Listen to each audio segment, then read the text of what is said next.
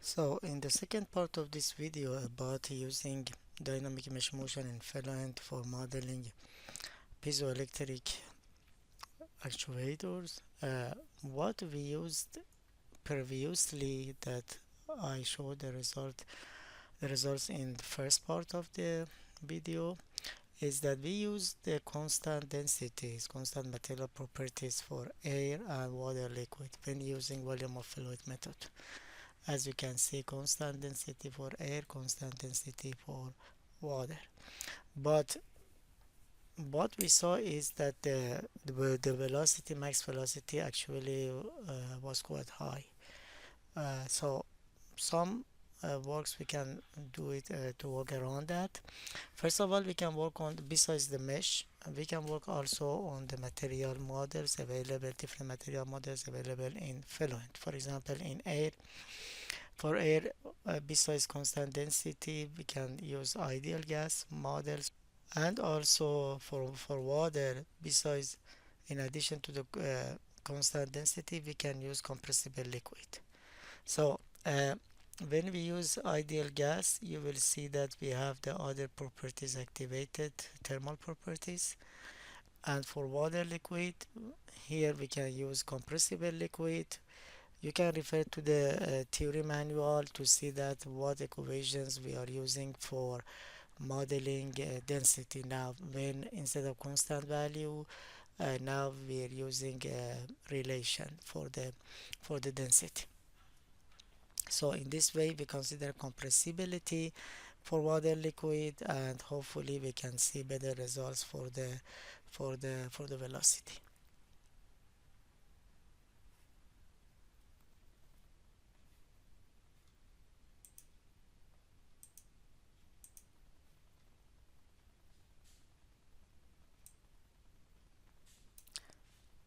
About 55, about 550,000 cells, and mesh quality is zero point 0.8, above 0.8, which is very good. You can see the mesh.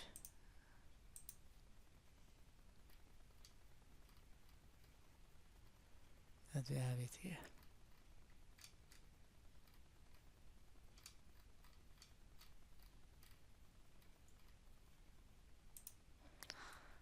Materials, air is constant density. We use compressible liquid for water. Let's initialize the model.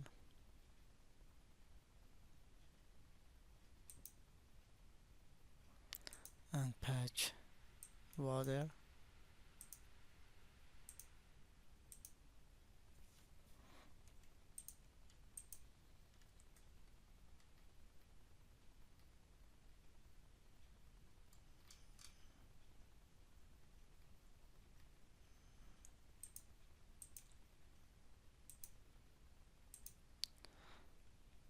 Check where we have air and water at the beginning.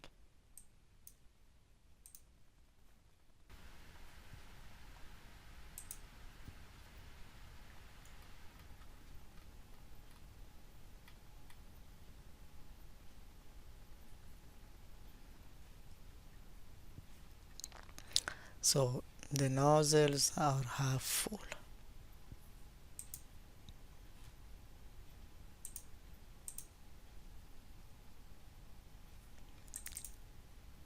Run for the calculation. Check cases only for the mesh, but we already know the mesh is good.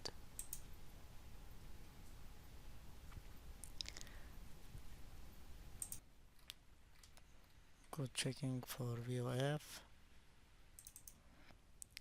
Running simulation for 100 time steps.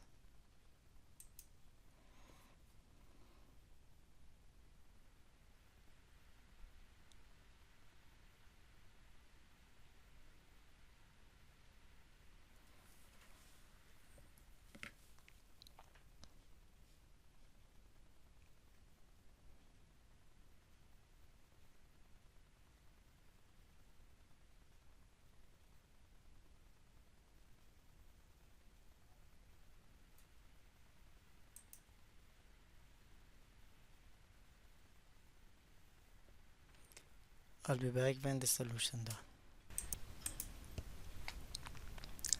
The solution is done. Average velocity at the holes less than 30. Max velocity inside the domain is up to 120.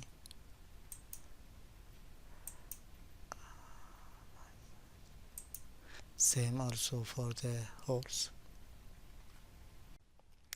Let's check contours of volume of fluid to see about water. You can see it, and we can compare these results with previous modeling that we had it for constant air density and constant water density, and see that, for example, how far these droplets are away from the nozzles. So let's look at the animations below the method uh, to see that what's happening. So let's start the animation.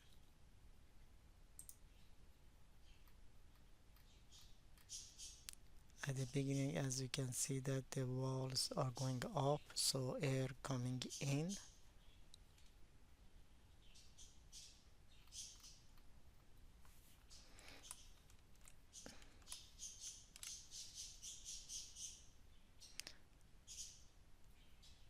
and now the wall are moving down, and so push the water to exit these nozzles.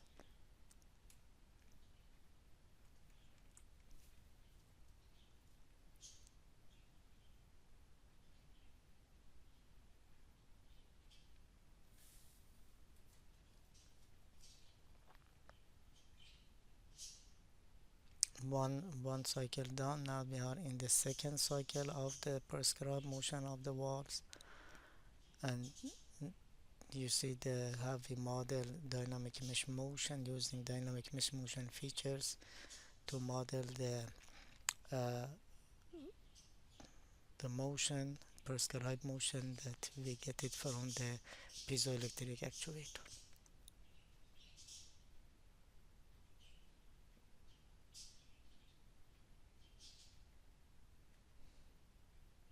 And you can see that the air enter into the domain are not the same as for every of these nozzles, because it depends that where these nozzles are. So these first nozzles are different from the other nozzles. Okay, so the good things is that when we using compressible fluid, okay, compressible liquid model for water, then the peak of the velocity reduced to about 120, which is much lower than what we had it before. So this is very good, make it more reasonable, and we are seeing that how far we can get the the droplets away from the nozzles with the same prescribed motion, with same amplitude and same frequency for the motion. Next could be a change into to the air. Let's see what's happened if we use ideal gas. So now we want to check ideal gas and liquid compressibility. As you can see here, we have ideal gas for the air and compressible liquid for the water.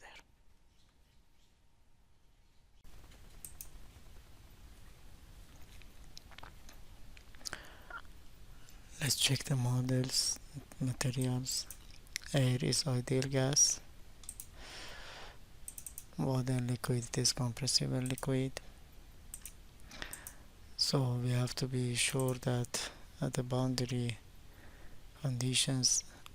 Now operating pressure set to 0, and we applied 101 kilopascal atmospheric pressure here at the outlet boundary condition.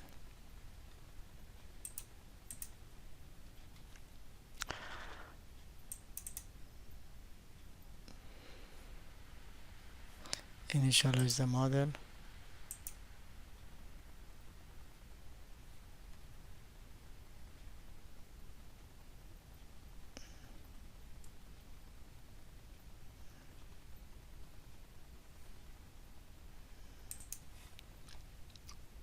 Patch water.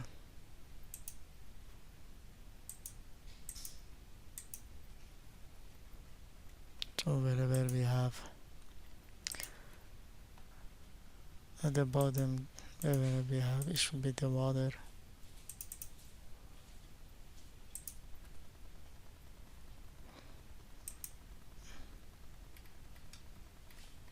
You can see.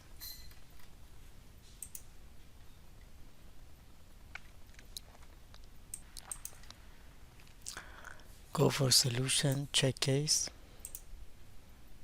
Only recommendation for the meshing.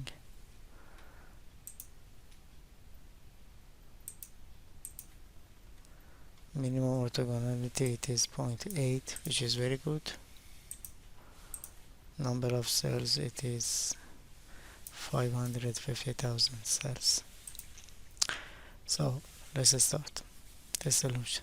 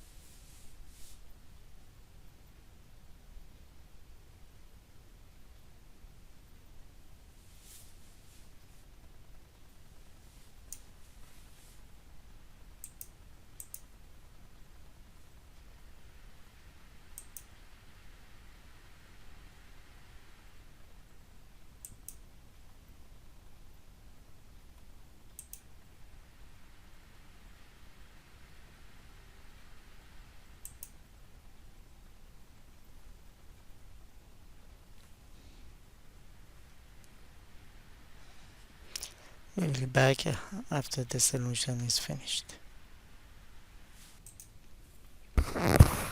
Solution done for 100 time steps. Average velocity at the holes it is less than 25 meter per second so far.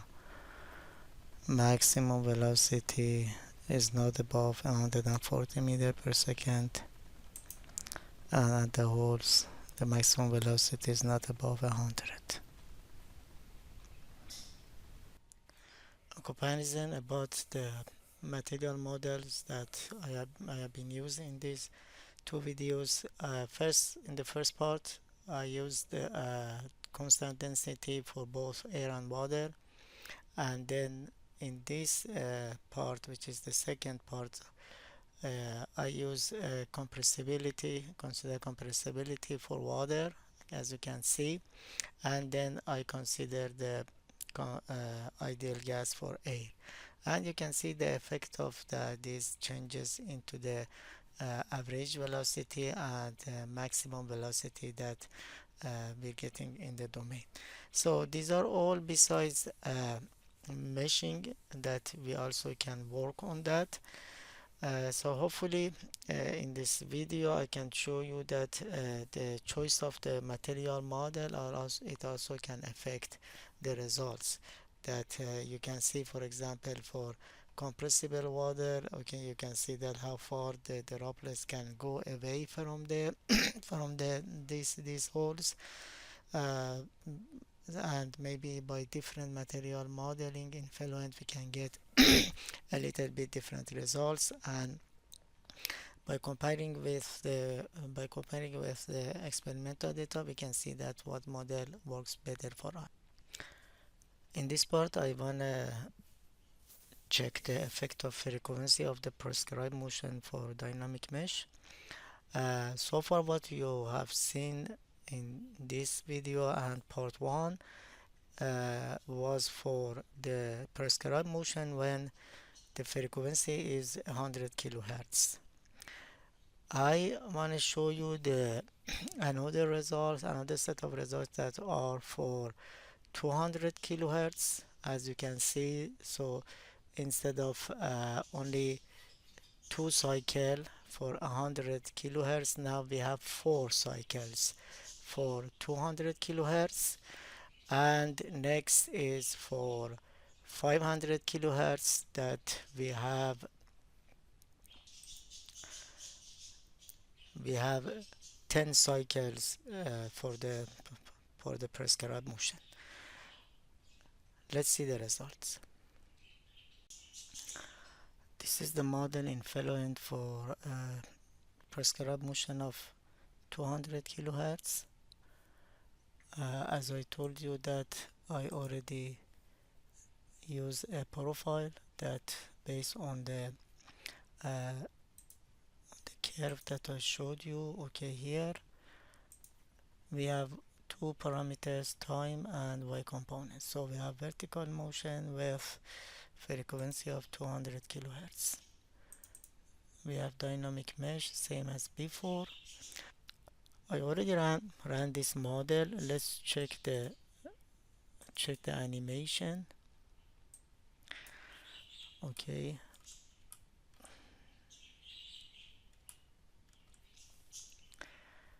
if I start to running this slowly,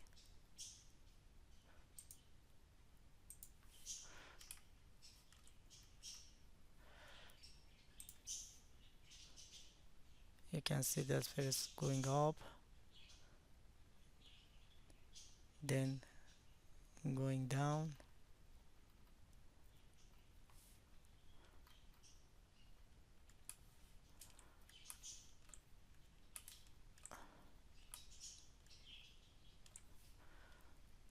and you can see that the water jets that exiting the nozzles. Now again the next cycle, that air coming in and then we can see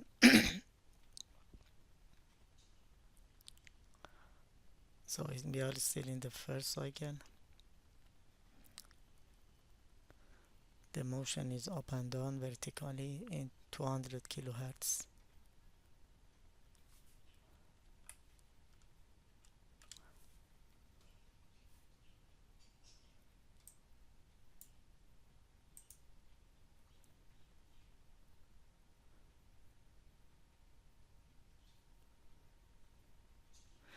So what we expect is that we see more water exiting the nozzles, because now we have 4 cycles instead of 2 cycles during the 20 microsecond running, and we expected to see more concentration of the droplets above the nozzles. So now we are in the fourth cycle.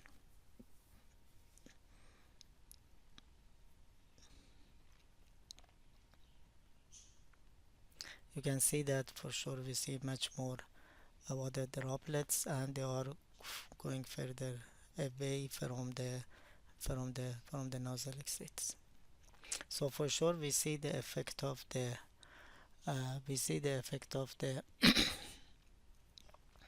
the effect of the frequency on uh, the number of droplets and how far they can go away from the nozzles. Let's check next frequency. This is the model for 500 kilohertz, same mesh, same condition for the mesh motion, except that we have uh, now we have 10 cycle during the 20 microsecond. Let's check the results. Okay,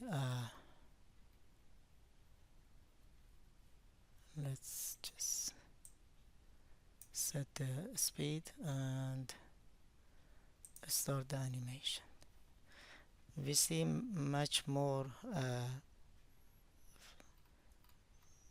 cycle. You can see that here.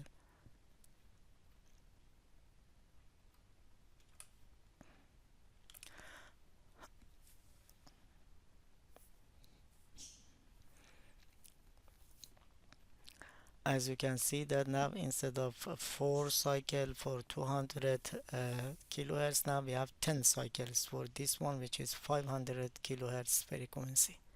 So we expected to see more and more droplets exiting the nozzles, and they are going further far and far away from the from the from the nozzle exits, and so we have more concentration of the droplets that ejecting into the air.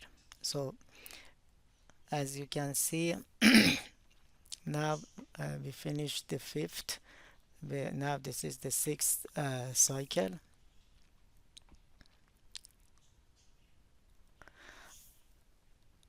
and you see the effect of position, location of the droplets.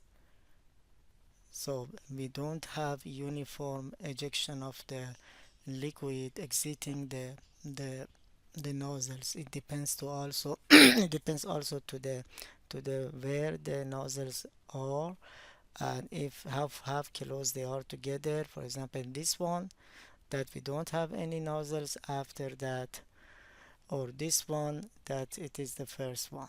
So quite different results. You can see the effect here, that how far gets the the droplets away from the nozzles, and this one compared to this one.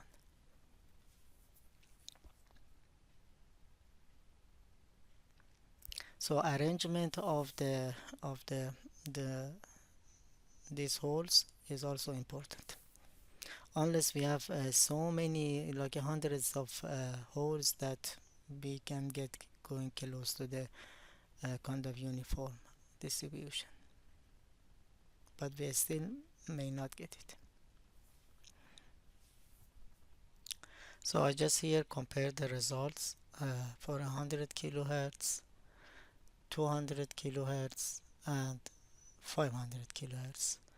So as you can see, in 100 kilohertz, okay, we have much smaller uh, much smaller number, I mean a smaller number of the droplets, and they are closer to the nozzles. But for 500 we have many more droplets, and they are much away from the nozzles. So in this video I showed you not only the effect of choice of the material model for air and water, also the effect of the frequency of the excitation of a piezoelectric that causes this wall motion, or excitation of of mm, these holes that help us to just having the water droplets formation exiting this water for water droplets from the nozzles. And we have a kind of if we have a uh, controlled amplitude or controlled frequency, we can have a kind of controlled concentration for the droplets. So again, it can be used in variety of application, like prescribing drugs by inhaling for some patients.